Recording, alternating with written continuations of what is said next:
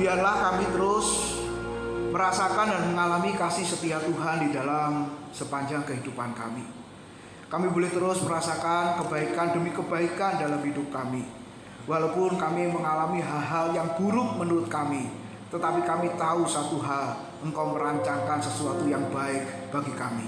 Mungkin sekarang kami tidak mengerti apa yang Kau maksudkan dalam hidup kami, tetapi kami percaya kelak Engkau akan membukakan mata rohani kami, dan kami boleh mengerti apa yang Tuhan sudah kerjakan dalam hidup kami.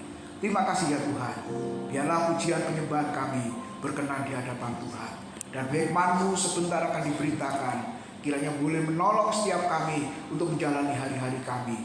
Terima kasih Tuhan. Persiapkan setiap kami, beri konsentrasi yang sangat baik untuk ditaburi, diberkati dengan kebenaran firman Tuhan. Janganlah si jahat merampas benih itu ya Tuhan, sehingga kami pulang tidak membawa apa-apa. Roh Kudus menolong setiap kami, menolong hamba-Mu, menolong pemberitaan firman-Mu. Dalam nama Tuhan Yesus kami sambut firman Tuhan. Amin. Silakan duduk Bapak Ibu Saudara. Shalom. Ya, selamat pagi. Selamat bersukacita ada di dalam rumah Tuhan. Kalau pujiannya seperti ini, saudara, kedengarannya di luaran itu yang hadir seperti 1000 ya. Pas latihan tadi itu kalau di parkiran itu suaranya sudah menggelegar, saudara-saudara. Gitu ya. Nah, biarlah setiap ibadah, setiap persekutuan kita dengan Tuhan membangkitkan semangat ya kepada kita semua. Nah, pada pagi hari ini, Bapak Ibu Saudara, kita melanjutkan materi khotbah di dalam kitab Hakim-Hakim. Nah, pagi ini kita sudah sampai di Hakim-Hakim pasal 6, Bapak Ibu, tentang salah satu hakim yang bernama Gideon. Ya, pasal 6, nanti di rumah baca ayat 1 sampai 40, panjang saudara-saudara, tapi kita tidak membaca semuanya. Ayat 1 sampai dengan ayat yang ke-6 ya, saya beri judul Call to Serve. Panggilan melayani, panggilan untuk melayani. Mari kita lihat saudara-saudara ayat 1 sampai dengan ayat yang ke-6 yang berbunyi demikian. Sama-sama.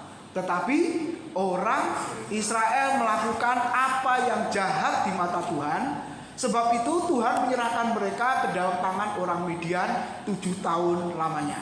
Dan selama itu orang Midian berkuasa atas orang Israel. Karena takutnya kepada orang Midian itu, perhatikan, maka orang Israel membuat tempat-tempat perlindungan di pegunungan, yakni di gua-gua dan kubu-kubu. Setiap kali orang Israel selesai menabur, perhatikan Bapak Ibu, datanglah orang Midian, orang Amalek, dan orang-orang dari sebelah timur, lalu maju mendatangi mereka atau merampas hasil panen itu, saudara-saudara. Berkemahlah orang-orang itu di daerah mereka. Wah, tambah takut ya saudara. Dan memusnahkan hasil tanah itu sampai ke dekat Gaza, dan tidak meninggalkan bahan makanan apapun di Israel. Bayangkan, panen banyak, nggak menikmati hasilnya karena dirampas oleh musuh-musuh saudara. Juga domba atau lembu dan keledai pun tidak. Sebab orang-orang itu datang maju dengan ternaknya dan kemahnya, dan datangnya itu berbanyak-banyak seperti belalang. Orang-orangnya dan unta-untanya tidak terhitung banyaknya, sekaliannya datang ke negeri itu untuk memusnahkannya. Sama-sama 2, 3 dengan kuat. Sehingga orang Israel menjadi sangat melarat oleh perbuatan orang Midian itu. Lalu berserulah orang Israel kepada Tuhan. Perhatikan kata melarat kemudian berseru. Ini berhubungan enggak ini saudara? Kalau bahasa akademisnya ini berkorelasi apa tidak antara melarat dengan berseru, melarat dengan berteriak. Kira-kira Bapak Ibu bisa nangkep maksudnya?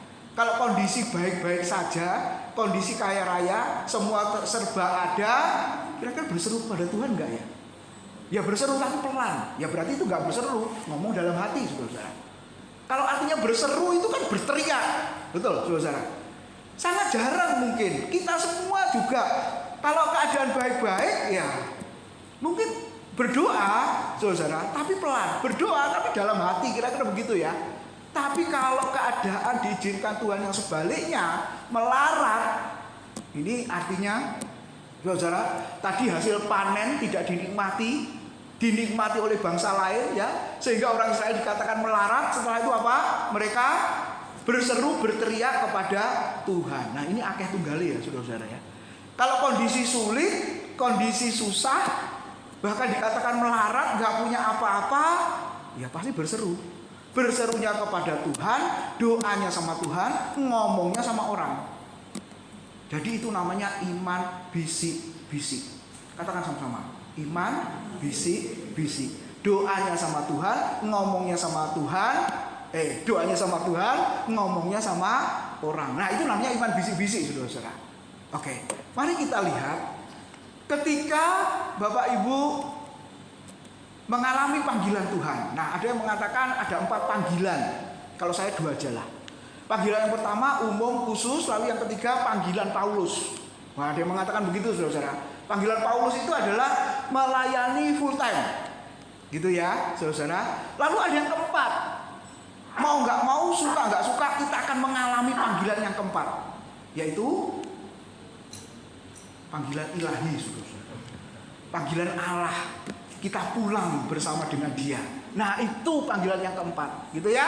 Tapi kita tidak bahas panggilan yang ketiga dan yang keempat, saudara. Kita bahas panggilan yang pertama secara umum. Nah, ini sederhananya. Dulu belum percaya Yesus, kemudian sekarang percaya Yesus. Amin. Saudara sudah mengalami itu ya. Ya mungkin saudara berpikir, ini kok bisa? Keluarga bukan di dalam Tuhan, tapi kok bisa aku percaya Yesus? Nah, itu Bapak Ibu dapat panggilan secara umum. Semua yang mengaku Kristen, semua mengaku percaya Yesus sudah mendapatkan panggilan umum. Yang kedua, panggilan khusus. Panggilan khusus ini bukan hanya percaya Yesus, saudara, bukan hanya hadir di gereja, kalau tidak beribadah nanti tidak enak. Nah, ada orang Kristen yang begitu ya. Pokoknya Minggu hukumnya wajib, Pak. Sebab kalau tidak, nanti Senin sampai Sabtu tokoku sepi. Nah, ada yang begitu loh, saudara-saudara. Ya, ketika ada jemaat di Pasar Atom dulu, saya datang berdoa, besuk gitu ya, saudara-saudara ya, karena adanya di kantor, di toko, bisa ditemui di sana. Ya udah Pak Tim mampir aja ke toko. Itu ya, tolong doakan. Setelah didoakan, habis besok kan doa biasa ya, ngobrol terus doa. Waduh, Kemisnya, Jumatnya langsung info, saudara-saudara. Puji Tuhan Pak Tim. Setelah didoakan, tokoku Rabu Pak Tim pulang, Kemis, Jumat, Sabtu rame. Lah terus Senin Selasa sepi. Kenapa sepi? Minggu saya absen ke gereja. Masih ada iman begitu? Orang Kristen masih ada yang berpikir begitu, saudara? Ada loh Bapak Ibu, ada yang begitu. Nah, jadi makanya ya ini ada baiknya apa? Berarti mau nggak mau dia nggak boleh bolos ke gereja, karena dihantui dengan ketakutan toko sepi, bisnis seret dan lain sebagainya. Betul ya? Tapi sebenarnya kekristenan Alkitab tidak mengajar begitu, saudara. Ya, tidak mengajar begitu. Nah, nanti kita akan lihat Bapak Ibu Saudara ketika kita melayani Tuhan. Dan yang kedua, secara khusus ini sudah masuk apa? Bukan hanya datang beribadah, tetapi apa? Terlibat di dalam melayani Tuhan. Apapun pelayanan yang Tuhan percayakan kepada kita, yang Tuhan beri kepada kita, ya tentunya melalui apa? Melalui gereja.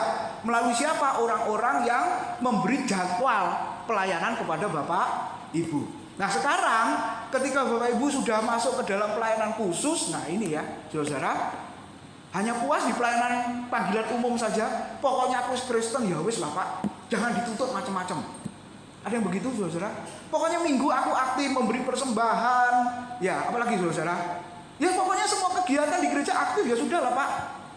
Ada nggak orang Kristen yang begitu, saudara? Jadi seumur hidupnya, sepanjang hidupnya Kristen, tapi sudah begitu saja. Saudara, nggak buat lebih dari itu. Ya, padahal Alkitab memberitahu kepada kita, panggilan khusus diberikan kepada kita. Nah, reaksinya apa, saudara? Ayo melayani Tuhan. Jawabannya apa? Enggak. Wah, belum sudah begitu ya, saudara. Harusnya kan dia tanya, melayani bidang apa? Kan gitu, saudara. Kalau dia ngomong enggak. Kenapa? Karena disuruh khotbah, ya mungkin akan berkata enggak. Harusnya kan tanya dulu, melayani apa Pak? Betul. Masa terima tamu aja? Enggak. Modalnya terima tamu itu hanya satu, apa? Bisa senyum. Sudah. Kalau saudara cemberut melulu, jangan dijadwal terima tamu, nanti tamunya kembali pulang. Gak nyeneng no lihat kamu gitu ya, saudara ya. Nah, jadi coba lihat saudara. Ayo melayani Tuhan, belum enggak mau. Kenapa? Belum tergerak. Kapan tergeraknya? Enggak tahu. Mau digerakkan? Ayo sekarang tak gerakkan, saudara. Dorong gitu ya. Nah, enggak mau. Ya sudah, saudara. Loh, udah Kristen lama loh. Iya, tapi aku enggak mau lah. Sudah, enggak usah. Nah, gitu ya. Lalu yang kedua apa, saudara? Nah, ini ya, saudara. Enggak mampu, enggak bisa. Nah, sebenarnya ketika orang itu berkata tidak mampu, tidak bisa, kan ditanya balik, tidak mampunya yang mana? Betul? Tidak bisanya itu yang mana? Kalau engkau nggak mampu, nggak bisa di bidang A, bidang B, loh kan kita ada kelas. Amin, saudara. Nah, kalau berkata aku nggak bisa, nggak mampu, ikut kelas. Ada pembinaan, ada pembekalan. Kira-kira kalau sudah ada pembekalan, ikut, saudara, pembekalan itu kira-kira akhirnya bisa apa tidak? 90% saya menjamin pasti bisa. Buktinya di luaran tidak ada pembekalan aja bisa kok. Betul, saudara. Nah, itu bondonya apa? Nekat. Bonek, saudara. Bondo nekat. Nah, coba. Lalu yang ketiga apa lagi? Ayo melayani Tuhan. Jawabannya apa, saudara? Ini Senin sampai Sabtu, Pak, kerja. Pulangnya malam. Sebenarnya boleh nggak saudara mengatakan punya alasan nggak ada waktu? Sebenarnya waktu itu yang punya siapa? Halo? Waktu itu yang punya siapa sebenarnya? Tuhan apa saudara? Tapi kenapa yang menjawab nggak ada waktu? Tuhan apa saudara? Nah, kita kan? Berarti kita ini arogan ya, kita ini sombong ya. Nggak punya waktu seolah-olah kita punya waktu. Yang punya waktu itu hanya Tuhan, saudara. Coba kalau ada saudara, kolega, kerabat, atau siapapun yang meninggal. Yang namanya meninggal itu kan mendadak loh. Mana ada meninggal direncanakan. Kalau bepergian itu direncanakan, saudara. Tapi yang mendadak itu hanya dua, sakit dan mati. Itu mendadak. Terus kalau tiba-tiba nggak bisa hadir, mendadak Pak, itu kayaknya direncanakan, saudara. Tapi saya nggak ngomong kalau engkau merencanakan. Sudah janji hadir, nggak hadir, saudara. Maaf Pak, mendadak. Kayaknya itu direncanakan, saudara. Sebab yang mendadak itu saya percaya hanya dua, sakit atau mati. Nah, saudara, kalau ada keluarga siapapun yang meninggal, saudara sempatkan nggak? Sempatkan toh, saudara? Sempatkan, saudara. Kenapa? Aduh, apalagi ini mepet, tutup peti jam sekian, nggak bisa. Lalu malam penghiburan juga nggak bisa. Besok dimakamkan, mau nggak mau? Iya, disempatkan, saudara. Kalau perlu telepon, masih ada nggak jam 11 malam? Diusir ya jam 11 malam ya. Biar biasa, saudara, harus pulang ya. Nah, kenapa, saudara? Karena waktu itu sebenarnya bukan milik kita. Ya, suatu saat saya nggak ada waktu, ibu asrama tempat saya meninggal, Bapak Ibu Saudara. Pas hari apa ada yang meninggal, pokoknya kemarin kapan itu ya, pokoknya hampir tiap hari keadilan saya, saudara. Lalu saya mampirlah ke ibu asrama saya. Apa yang terjadi? Ketika saya ke sana, nggak ada satupun keluarganya. Karena memang ibu ini tidak menikah seorang diri, saudara. Lagi terus piye? Sudah jam 10 gitu ya, kok nggak ada orang lah. Terus saya ini terus gimana? Ya wes lah, saudara gitu ya. Ngasih angpau habis itu pulang gitu ya, nggak ada sapa-sapa. Ngomong sama yang mati, ya buat apa, saudara? Dia tahu nggak kalau saya sama istri hadir? Tahu nggak? Yang nggak tahu tutup peti kok mana tahu, saudara. Nah, maksud saya adalah kita sempatkan untuk ke rumah duka itu. Ya, jadi sebenarnya tidak ada alasan, tidak ada waktu sebenarnya. Masalahnya hanya mau apa? Tidak, itu aja kok, saudara. Bergantung dari hatimu, ya, yang sudah merasakan kebaikan Tuhan, yang sudah memanggil Bapak Ibu dengan anugerahnya menyelamatkanmu dari dosa dan kebinasaan. Kalau kita menyadari itu, bagi Tuhan selalu ada waktu. Amin. Tuh, enggak toh, saudara. Bagi Tuhan dan pekerjaannya selalu ada waktu. Iya, harusnya selalu ada waktu, Bapak Ibu. Dan pasti Tuhan tahu kok, saudara. Waktu 24 jam yang diberikan kepada kita, saudara, Tuhan tidak mau ambil semuanya. Betul? Saudara, Tuhan tidak mau ambil semuanya. Beribadah kepada Tuhan 1,5 jam. Saudara jalan nge-mall itu berapa jam? Nanti pulang ibadah ini nge-mall loh. Siapa yang punya rencana nge-mall? Berapa jam? Pulang jam berapa, saya mau tanya? sampai mulai tutup. Nah itu kata adik saya yang di Jakarta ya, ibadahnya siang karena ibadahnya di mall. Lalu saya tanya ponakan-ponakan itu, kamu kalau sudah nge-mall begitu pulang ke gereja makan bersama, pulang jam berapa? Ya sampai mulai tutup cek, katanya gitu. Gak temeng kakimu? Enggak. Untung saudara-saudara aku enggak begitu ya. Kalau anak-anak begitu, sudah kamu jalan sendirilah, papa tak duduk aja. Nah itu gayanya Pak Haryono tak ikuti saudara. Kamu jalan, saya tak duduk aja lah. Capek soalnya. Nah Bapak Ibu, untuk urusan yang lain kita punya waktu, tapi untuk melayani Tuhan kita berkata nggak ada waktu. Lalu apa lagi saudara? Nah ini yang serem ini. Tunggu besok. Tunggu kapan? Kalau sudah tua. Nah ayo yang tua-tua tak jadwal pelayanan, mau nggak? Loh ternyata nggak mau juga saudara-saudara. Jadi ini sebenarnya apa ini? Sama dengan nomor 1 kan? Nggak mau wis pokoknya. Kira-kira Bapak Ibu, Tuhan itu lebih tahu alasan kita nggak ya? Pasti lebih tahu saudara. Jadi jawabannya tunggu besok lah. Kenapa? Nunggu tua. Karena Bapak sekarang masih muda, masih kerja, nggak ada waktu, pulang malam capek, ngantuk dan lain sebagainya. Nah yang terakhir Bapak Ibu, ini yang biasanya muncul. Kenapa nggak mau melayani Tuhan? Tunggu hidupku sudah baik dan benar. Saya mau tanya sama Bapak Ibu, kapan hidupmu baik dan benar tanpa dosa? Kapan? Kapan-kapan Pak? Nggak ada saudara-saudara. Gitu ya. Nah sekarang kita renungkan tokoh-tokoh di Alkitab, apakah hidupnya sudah baik dan benar kemudian mereka melayani Tuhan saudara-saudara? Abraham menipu, berbohong, betul. Yakub apalagi. Terus Musa membunuh. Siapa lagi saudara? Paulus, Daud, Salomo. Tokoh-tokoh Alkitab, apakah sudah baik dan benar baru melayani Tuhan? Enggak. Makanya pada pagi hari ini kita boleh merenungkan panggilan Tuhan atas hidupmu Bapak Ibu Saudara. Untuk melayani Tuhan, sudah kita responi dengan baik apa? Belum. Nah, kita diingatkan ya, ini saya nggak bosan-bosan akan menyampaikan. Ketika Bapak Ibu baca kita makin-makin selalu muncul ini. Tadi di ayat yang ke-1 dikatakan apa? Setelah aman berapa tahun?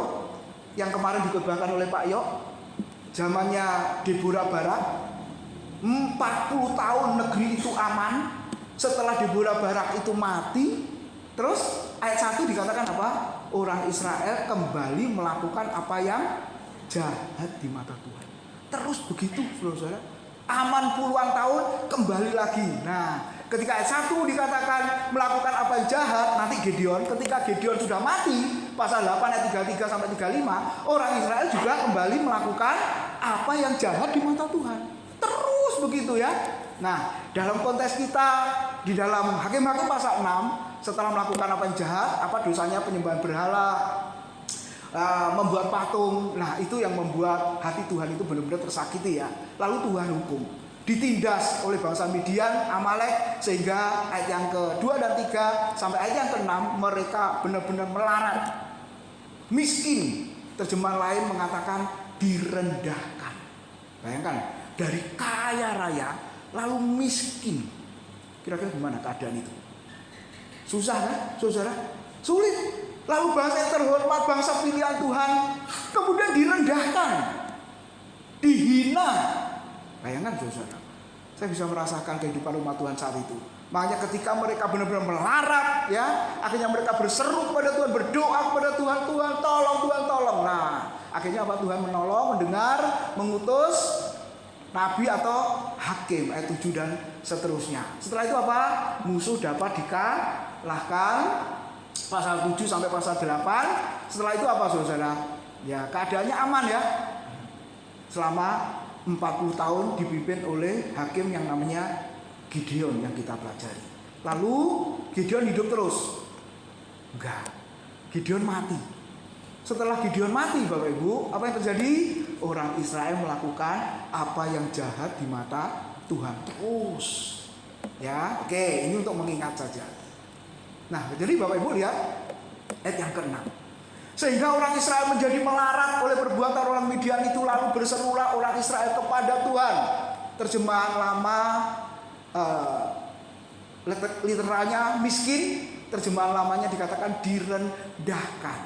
Nah, Bapak Ibu bisa lihat, harusnya ini sebagai koreksi. Ya. Sudah ikut Tuhan, sudah melayani Tuhan, Kristen lama, tapi kok hidup terus begini. Nah, itu ya, Saudara. Ya, makanya Hagai berkata, perhatikanlah keadaanmu. Terjemahan sederhananya itu adalah koreksilah dirimu. Ya, memang ada yang mendapat karunia menderita, tapi ingat loh, ini menderitanya apa? Bukan menderita kekurangan, kemiskinan, melarat, bukan sebenarnya, tapi menderita karena nama Tuhan. Itu beda ya. Jangan sampai saudara berkata, Pak, kok hidupku gak berubah ya? Yesus gak berubah, aku juga gak berubah. Loh, bukan, gak ada hubungannya ya saudara-saudara ya. Kok seperti ini terus? Bahkan seringkali saya mendengar juga, kok bertubi-tubi ya Pak? Masa bertubi-tubi ya Pak? Ya, yang kemarin dapat musibah, lalu ini dapat musibah lagi, terus belum lama ini masalah lagi. Ini kapan selesainya Pak? Nah, ada orang Kristen yang cerita begitu ke saya, gitu ya. Kapan selesainya Pak? Bahkan untuk makan saja kadang susah, kerja juga nggak beres, nggak ada hasilnya. Sudah tak coba apa saja, tetap nggak bisa, tetap nggak ada hasilnya. Akhirnya apa? Ya sudah Pak, buat apa daripada kerja bakti, ya nggak dapat apa-apa, capek. Kok begini terus ya Pak? Bapak Ibu, ini menderita karena Tuhan. Lalu cerita. Ini bukan salah Tuhan. Ini bukan diizinkan Tuhan. Tapi ini karena salahmu sendiri. Kenapa saya bilang salahmu sendiri? Karena hidup pernikahanmu gak beres. Kawin cerai 3 kali. Saya senang kalau ada orang yang kawin cerai 3 kali, 4 kali, kalau kaya raya. Betul nggak? Punya modal soalnya. Tapi ini sudah miskin, melarat, saudara, gak punya apa-apa. Kok dia bisa kawin cerai 3 kali ya Bapak Ibu ya? Sing goblok ini sopo sebenarnya? Ya yang mau dinikahi. Ya toh, ini bodoh sekali saudara. Akhirnya apa? Merasa tertipu. Nah, hati-hati Bapak Ibu Saudara. Jadi alasannya menikah itu apa? Karena melihat yang perempuan itu cantik, kaya. Saudara, jadi yang saya ceritakan ini yang laki ya Bapak Ibu ya. Karena melihat yang mau dinikahi itu perempuan cantik, kaya. Nah, terus yang perempuan melihat yang laki ini karena apa? Cakep. Semua pakai bermerek. Mbah duit utangan atau apa saudara-saudara. Pokoknya gaya nomor 1 ya, bentuknya, performernya nomor 1 saudara. Sehingga ada yang tertarik. Apalagi punya keahlian. Keahliannya apa? Pintar main musik. Hati-hati loh ya yang pintar main musik. Banyak yang ngelirik engkau loh. Singer, BL, wah begitu ya. Wah kalau begitu dipasang elek-elek Pak. Waduh jangan saudara-saudara. Ya jangan. Harus pasang yang cantik-cantik. Saya pernah dikasih pesan sama pendeta waktu jadwal pelayanan tim, tolong ya, yang WL singer yang tampil di panggung harus yang cantik-cantik. Loh kenapa? Nanti jemaat motornya sepet kalau lihat yang LL. Gitu. Akhirnya saya pasang lah yang cantik-cantik saudara-saudara. Gak iso nyanyi, fals semua. Itu tanggung jawab penting. Loh, kok tanggung jawab saya? Akhirnya apa yang terjadi Bapak Ibu? Dulu belum ada YouTube ya. Ketika minggu besok singer, saya sama istri mesti datang ke rumah. Karena singernya kan perempuan, saya bilang tadi kan cantik loh. Jadi saya mesti ngajak istri. Saya bawa gitar, ngajarin lagu. Coba mana ada pengerja model begini sekarang saudara-saudara. Ngajarin singer. Gak boleh belajar sendiri pakai YouTube. Karena waktu itu belum ada YouTube. Jadi saya mesti datang sama istri, bawa gitar lagunya. Saya minta sama WA lagunya apa saja, supaya singernya saya pelajari. Bayangkan. Berat nggak kerjaanku? Pelayananku berat ya? Kayak begitu saudara. Nah saudara lihat ya, kenapa? Yang cantik-cantik supaya mata jemaat nggak sepet. Nah dalam arti apa? Akhirnya terjadilah dan benar-benar hidupnya kacau. Yang laki berkata udah 2 kali, berkata aku ternyata dibohongi. Ternyata yang terakhir ini tiap bulan harus bayar di bank bunganya saja 25 juta. Belum pokoknya loh Bapak Ibu. Bunganya saja 25 juta. Katanya rumahnya bagus, bukan rumahnya. Kapok saya bilang. Jadi akhirnya melarat, miskin, saudara. Dan firman Tuhan berkata, perhatikanlah keadaanmu. Nah ini yang dimaksud, saudara. Ya, jadi bukan menderita karena diizinkan Tuhan, karena pekerjaan Tuhan, menderita karena pelayanan, bukan, saudara. Tapi karena salahnya sendiri, karena dosanya sendiri. Dan ini harus koreksi sebenarnya. Seperti orang Israel ketika jahat meninggalkan Tuhan, hidup dalam dosa dan penyembahan berhala, akhirnya mereka diizinkan Tuhan melarat, miskin, direndahkan. Dan firman Tuhan berkata, koreksilah dirimu, perhatikanlah keadaanmu. Kenapa? Karena umat Tuhan mengabaikan Tuhan dan pekerjaannya. Karena mereka menyembah berhala. Apa itu berhala? Pokoknya selain Tuhan itu berhala. Sederhananya begitu. Yang menjadi fokus perhatian, sandaran kita, yang memengaruhi perasaan kita selain Tuhan, itu sudah berhala, saudara. Lalu kompromi dengan bangsa-bangsa Kanaan. Nah, sekarang kita melihat Tuhan tidak tinggal diam sebenarnya. Tuhan mengingatkan akan karya-karyanya, ya, ayat 7 sampai ayat 10. Perhatikan, kamu sudah dituntun keluar dari Mesir. Terus dilepaskan, dibebaskan dari perbudakan. Kemudian apa, saudara? Tuhan menghalau bangsa-bangsa yang memusuhimu dengan tangan yang teracung, ya, tangan yang terangkat, kata Alkitab.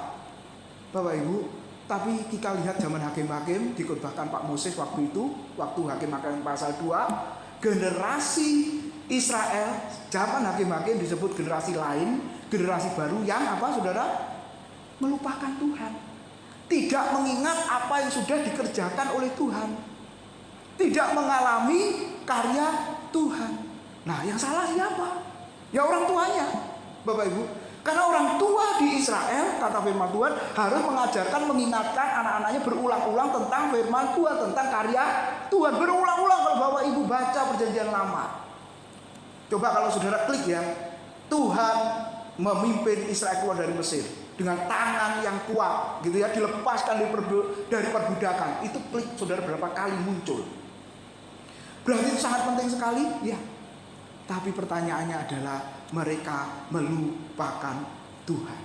Memang zaman Yosua tua-tua, orang yang hidup pada zamannya masih baik, taat, hormat sama Tuhan. Tapi hakim-hakim pasal 1 memberitahu kepada kita, setelah semuanya itu mati, dikumpulkan pada nenek moyangnya, muncullah generasi lain, generasi baru yang tidak hidup seperti para pendahulunya. Nah, Bapak Ibu, generasi baru, generasi lain, generasi yang sekarang sangat mudah melupakan kebaikan Tuhan, sangat mudah melupakan karya Tuhan, bahkan gak ingat, ya.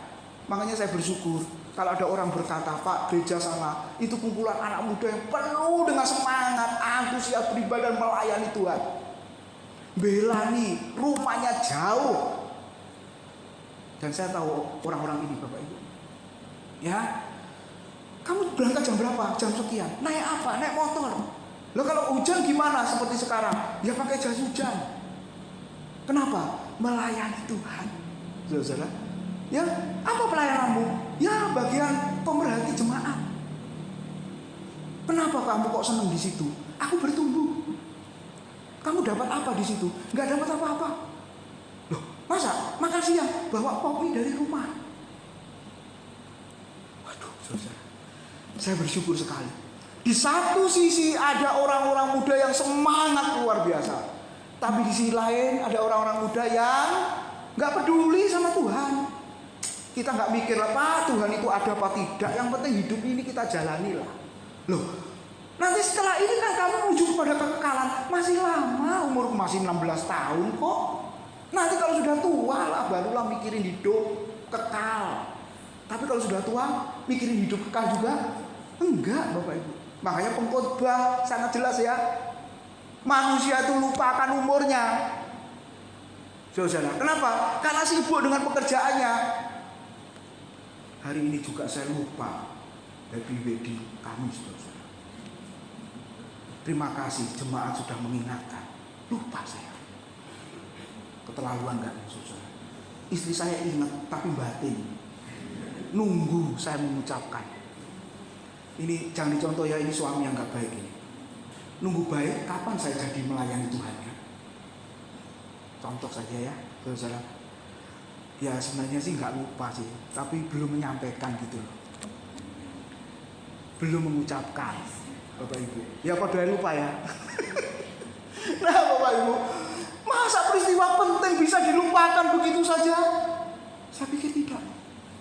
Kalau saudara pernah ditolong oleh seseorang, kalau nggak ada kamu, nggak tahu saya hidup apa tidak. Kalau nggak ada kamu, saya nggak tahu bisa menyekolahkan anak-anak apa tidak.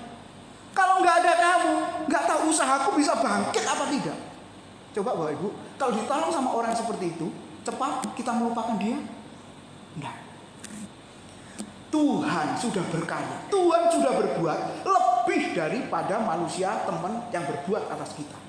Tapi pertanyaannya Bapak Ibu, mengapa kita cepat sekali melupakan dia?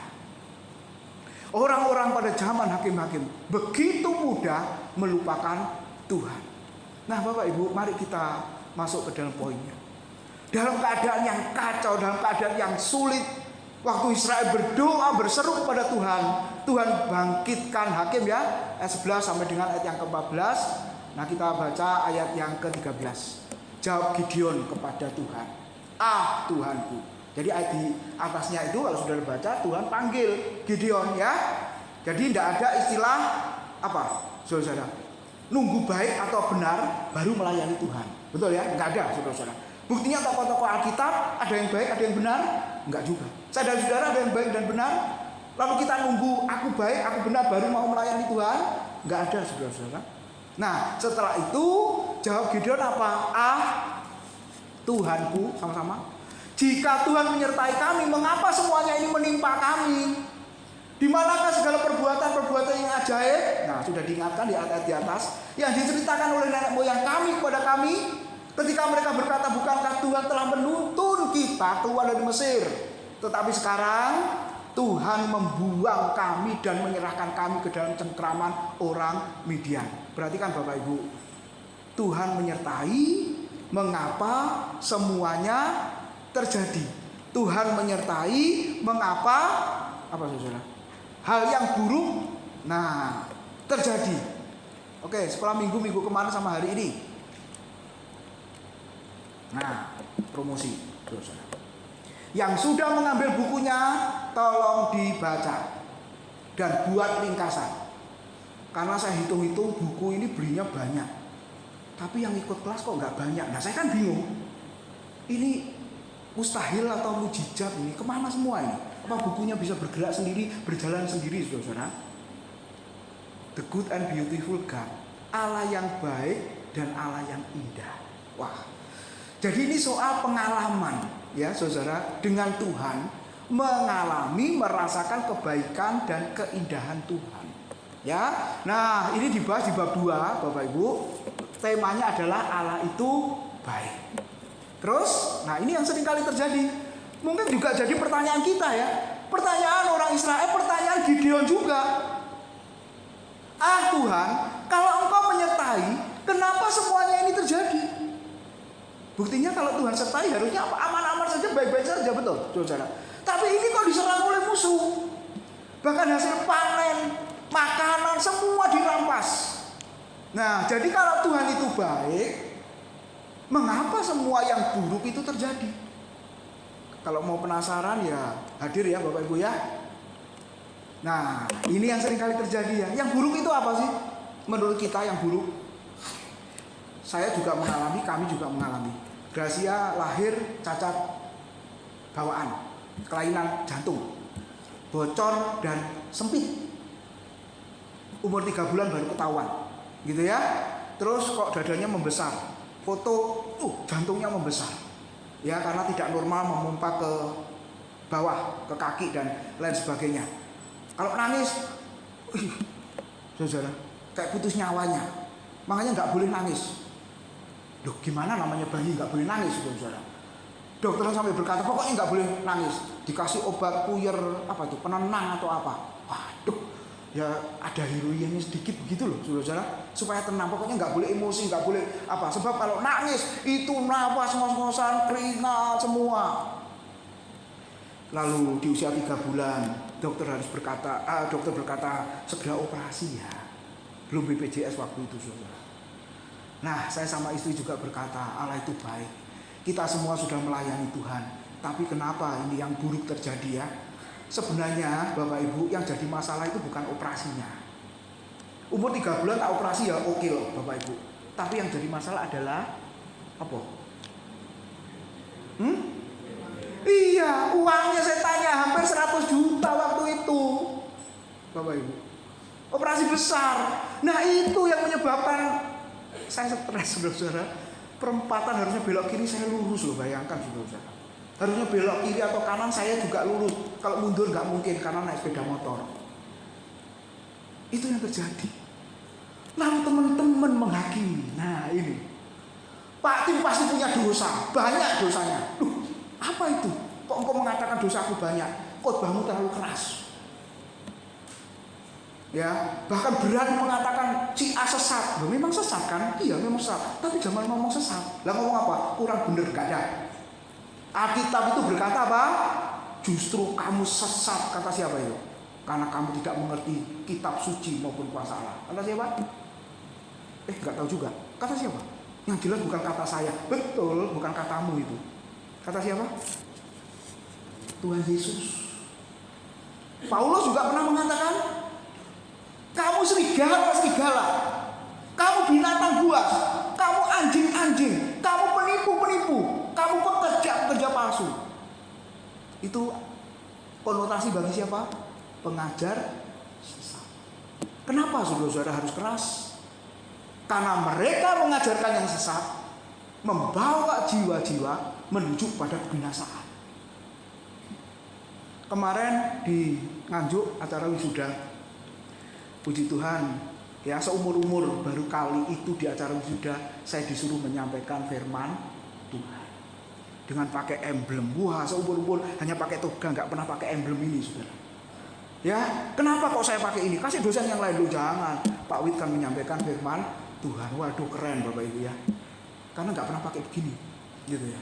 Saya mengingatkan pada para wisudawan, MPDK, SPDK, sama STH.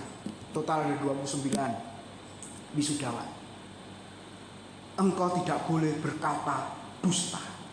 Firman Tuhan berkata, buanglah dusta, kata-kata kotor yang keluar dari mulutmu. Biarlah kata-katamu membangun. Seperti pujian tadi, perkatakan berkat. Dalam konteks guru, pengajar, dan pengkhotbah, ajaranmu tidak boleh dusta. Ajaranmu harus benar. Ajaranmu tidak boleh menyesatkan, saya berkata. Kenapa, saudara? Karena itu prinsip yang sangat penting. Nah, saya dihakimi, istri saya juga dihakimi. Siapa yang berdosa? Untung Yoseba nggak dibilang Yoseba yang berdosa sehingga kena adiknya. Enggak, saudara. Oke, kalau seandainya kami berdosa, seperti penulis buku ini ya, James Bryan ya, dia punya anak juga akhirnya meninggal.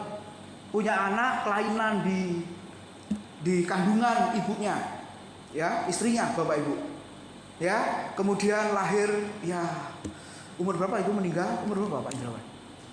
Setahun atau 2 tahun dipanggil Tuhan. Nah, ada pendeta yang mengatakan kepada Pak James ini dosanya siapa? Dosamu apa dosa istrimu? Wah, ini penghakiman yang paling kejam ini Bapak Ibu, ya. Lalu dikasih contoh di Alkitab Yohanes pasal 9, si buta dari gua hantu. Si buta sejak lahir, Bapak Ibu Saudara. Murid-murid bertanya, ini siapa yang berdosa sehingga cacat buta sejak lahir? Memang anggapan orang zaman itu, kalau ada cacat bawaan, sekarang disabilitas gitu ya, memang ada dosa itu orang tuanya. Atau siapapun, pasti ada dosa akibatnya diturunkan kepada anaknya. Jawab Tuhan apa, saudara? Bukan dia dan bukan orang tuanya, dan bukan setan. Nah, seringkali kan kita menuduh setan tuh Bapak Ibu. Kasihan setan dituduh terus. Bukan berarti saya temannya setan loh, gara-gara saya bela setan Bapak Ibu. Ya, itu tidak ada hubungannya dengan setan. Dan Tuhan menjawab luar biasa. Dengan cara ini supaya pekerjaan Tuhan, kemuliaan Tuhan dinyatakan. Nah, ini loh Bapak Ibu. Jadi kenapa yang buruk terjadi? Kemuliaan Tuhan dinyatakan. Ini yang harus kita ingat. Mungkin dalam waktu dekat kita nggak tahu apa yang akan dinyatakan Tuhan pada kita. Seperti doa saya tadi Bapak Ibu. Tapi suatu saat pasti Tuhan akan berikan. Nah kalau sampai mati Tuhan tidak memberitahu maksudnya apa, penulis buku ini berkata, biarlah nanti di surga pasti Tuhan memberikan apa maksudnya anakmu mati, anakmu cacat dan lain sebagainya. Ayo Bapak Ibu ikut ya besok minggu ya. Ini buku yang bagus sekali. Dan kenapa saya dorong untuk Bapak Ibu ikut? Karena Komsel tahun depan nanti kita akan bahas ini. Ayo, alasan tidak ada waktu lagi, bertobat saudara. Amin. Siapa yang berdosa? Enggak ada yang berdosa. Nah, apalagi ketika cacat, oh itu dihukum Tuhan. Betul, saudara? Padahal belum tentu itu dihukum Tuhan. Oke, kenapa? Karena Allah itu tetap adil. Seringkali ada misteri, seringkali ada hal yang tidak bisa kita pikirkan. Tapi Allah itu tetap adil. Kenapa engkau lakukan ini Tuhan? Kenapa engkau lakukan itu?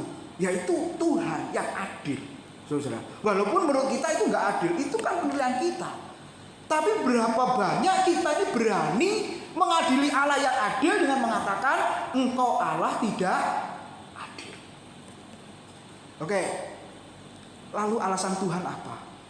Ketika Gideon tadi berkata, Tuhan, kalau engkau menyertai kami, mengapa semuanya itu menimpa kami? Lalu ayat 14 ya Bapak Ibu. Lalu berpalinglah Tuhan kepada Gideon dan berkata, berfirman, pergilah dengan kekuatanmu ini dan selamatkanlah orang Israel dari cengkraman orang Midian. Bukankah aku mengutus engkau? Bapak Ibu lihat. Dalam keadaan situasi apapun yang menurut kita tidak baik, ketika Tuhan memerintahkan untuk pergi mengutus kita harus tetap pergi dan melayani Dia. Jadi sebenarnya kalau mau melayani Tuhan dan melayani pekerjaan Tuhan, itu tidak ada alasan untuk menolak sebenarnya. Ingat ya kalau yang menyuruh saya bisa saudara tolak. Tapi ini ada hubungannya saudara dengan Tuhan. Ya Bapak Ibu. Kalau gereja memberi jadwal, saya memberi jadwal, saudara bisa tolak. Jadwal 3 kali jadi 2 kali. Jadwal 2 kali jadi 1 kali. Berkatmu ya dikurangi, harinya 3, 2 jadi 1. Gitu ya, boleh kau tolak. Tapi kalau urusanmu sama Tuhan, sebenarnya nggak bisa kita menolak Dia. Apalagi kalau saya saudara sudah mengalami panggilan khusus tadi, mengalami panggilan umum tadi, mengalami kebaikan, keindahan Tuhan, kasih karunia dalam hidup kita yang sudah menyelamatkan kita, di mana Dia mati di atas kayu salib demi dosa kita. Sebenarnya nggak ada alasan untuk kita menolak Dia. Lalu jawab Gideon apa di sini Bapak Ibu? Sama mungkin seperti jawaban kita ya, sebentar lagi. Tetapi jawabnya kepadanya, Tuhanku, sama-sama, dengan apakah akan kuselamatkan orang Israel? Ketahuilah, kaumku adalah yang paling kecil di antara suku Manase, dan aku pun seorang yang masih muda di antara kaum keluargaku. Sama dengan pendahuluan tadi ya. Ayo melayani Tuhan. Jangan sekarang, kenapa? Tunggu besok tua, karena sekarang masih muda. Sama ya Bapak Ibu ya. Terus alasan Gideon sama dengan alasan kita ya. Aku yang paling kecil, lalu aku yang paling muda, yang belum berpengalaman. Nah sama Nabi siapa itu? Yeremia. Ketika dipanggil Tuhan, luar biasa. Aku memanggil engkau sejak engkau masih dalam kandungan ibumu. Wah ini luar biasa. Paulus juga akhirnya menyadari, di dalam kandungan ibuku aku ternyata sudah dipanggil oleh Tuhan dan aku tidak menyadarinya. Siapa tahu Bapak Ibu Saudara, engkau juga dipanggil Tuhan sejak dari dalam kandungan ibumu masing-masing. Nah, ketika Tuhan sudah mengatakan itu pun Yeremia, Gideon juga berkata, aku ini masih muda. Ya kan, saudara? Musa juga begitu kan? Aku tidak pandai berbicara, pada cerewet minta ampun, saudara. Betul enggak? suruh doa, nggak bisa doa. Loh, tapi lah ngomong kok cerewet. Ya itu kan ngomong. Loh, doa kan yang ngomong juga. Ya beda Pak, ngomongnya sama siapa? Satu ngomong Tuhan, satu ngomong sama istri atau suami. Jadi nggak bisa doa, nggak bisa. Ya udah, ayo berdoa. Loh, dibilang nggak bisa doa kok. Ya udah, doanya. Doanya apa? Tuhan, aku nggak bisa doa. Loh, sudah doa itu. Betul, saudara? Ada alasan lagi nggak? Nggak ada alasan, saudara. Nggak ada alasan. Sebenarnya masalahnya bukan nggak bisa doa, sungkan di hadapan kamera. Saya dulu juga begitu, Bapak Ibu. Apalagi masuk YouTube Pak, didengar se-Indonesia Raya Pak. Iya. Nah ada salahnya tuh, saudara. Kalau nggak bisa, nggak mampu di hadapan kamera, ya latihan. Sama seperti awal-awal dulu Bapak Ibu. Saya berdiri di sini hanya kamera waktu itu Yada ya. Sudah Pak Tim ngomong dari awal sampai akhir. Loh, kalau jemaat ya kan rekaman. Masih ingat Bapak Ibu? Pak Bambang saya juga kan. Waduh, saya khotbah di hadapan kursi semua yang kosong. Amin, saudara-saudara. Ada yang jawab, ya saya lari saudara-saudara. Siapa tadi yang jawab kan? Kaku juga, ngesum juga kaku betul. Tapi lama-lama enggak. Bahkan keenakan ngajar ngesum, nggak perlu datang ke sana. Khotbah ngesum, nggak perlu datang ke sana, betul? Lama-lama gereja sepi ya kalau semua sum ya. Nah, alasan-alasan saja. Dan kemudian kita lihat Bapak Ibu. Lalu Gideon menjawab. Maka jawabnya kepada Tuhan. Jika sekiranya aku mendapat kasih karunia di matamu, maka apa saudara? Berikanlah kepadaku tanda bahwa engkau sendiri yang berfirman kepadaku. Nah, hatinya sudah mulai gelisah. Ya, sudah digerakkan oleh Tuhan, tapi masih kurang yakin.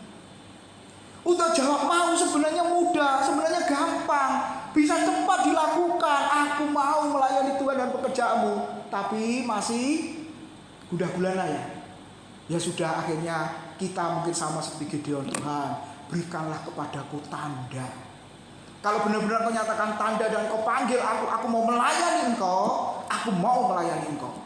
Ada di antara Bapak Ibu yang minta tanda, bukan lagu tanda-tandanya, bukan ya saudara-saudara ya. Tuhan, aku mau melayani engkau, tapi berikan kepadaku tanda. Lalu Tuhan menjawab, kamu minta tanda apa nak? Tanda supaya hutangku lunas dulu, baru aku melayani Tuhan. Enak aja saudara. Yang pakai uang itu siapa? Tuhan apa kamu? Lah kok Tuhan yang suruh bayar? Contoh sederhana ya Bapak Ibu. Seringkali saya juga ditanya begitu. Pak, tolong bantu doa. Bantu doa apa? Supaya utangku lunas. Enak aja saudara. Saudara jangan cuma doa loh ya. Kecuali saudara mau bayari dia, oke. Enggak begitu. Bukan hutang lunas, bukan. Maksudnya bukan Tuhan yang bayar, bukan, tetap engkau yang bayar. Ya itu maksudku Pak. Ya sudah, kalau begitu kerja ekstra keras. Oh gitu ya Pak. Jadi bukan mujizat Tuhan hutang lunas ya. Tapi ada loh hamba Tuhan yang hutang ratusan juta ditagih berkali-kali. Ini hamba Tuhan yang ngomong ini. Berkali-kali ditagih selalu nggak ada duit, selalu nggak ada duit, selalu nggak ada duit. Gitu ya. Terus akhirnya yang dihutang itu bosen.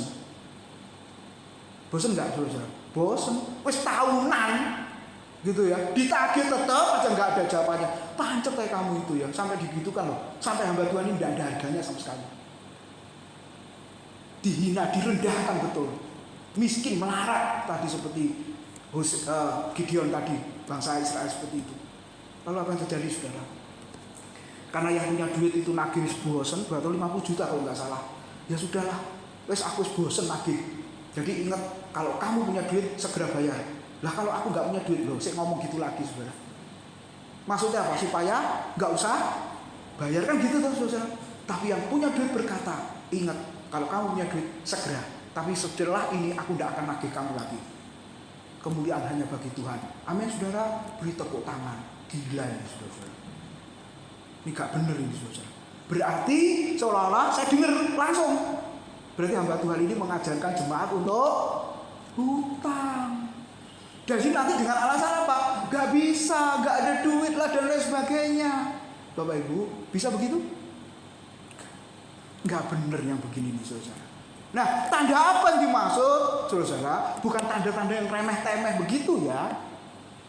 Kalau saudara melayani Tuhan dapat panggilan khusus, itu nggak perlu tanda sebenarnya. Kenapa nggak perlu tanda?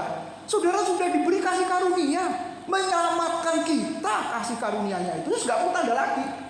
Ya itu tandanya apa? Tuhan sudah selamatkan kita dari kebinasaan, dari hukuman kepada kehidupan. Ya itu tandanya sebenarnya.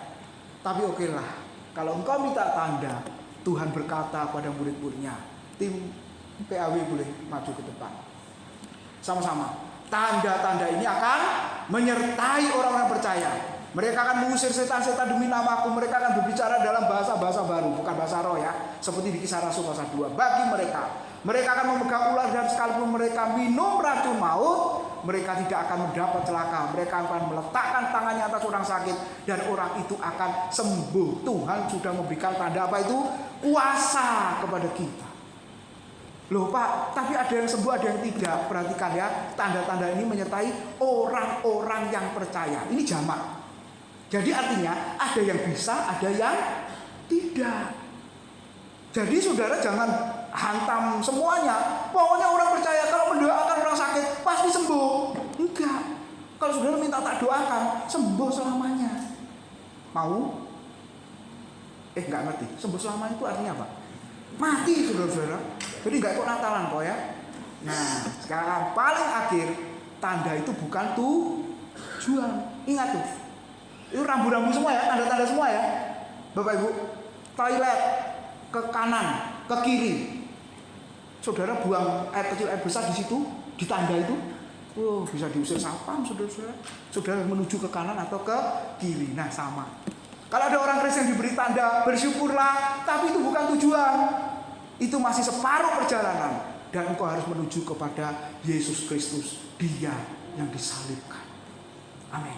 Mari bangkit berdiri. Kita nyanyi satu pujian ya. Tak akan pernah ku sesali ketika kita mengiring Yesus, ketika kita melayani Tuhan. Mari silakan. Haleluya.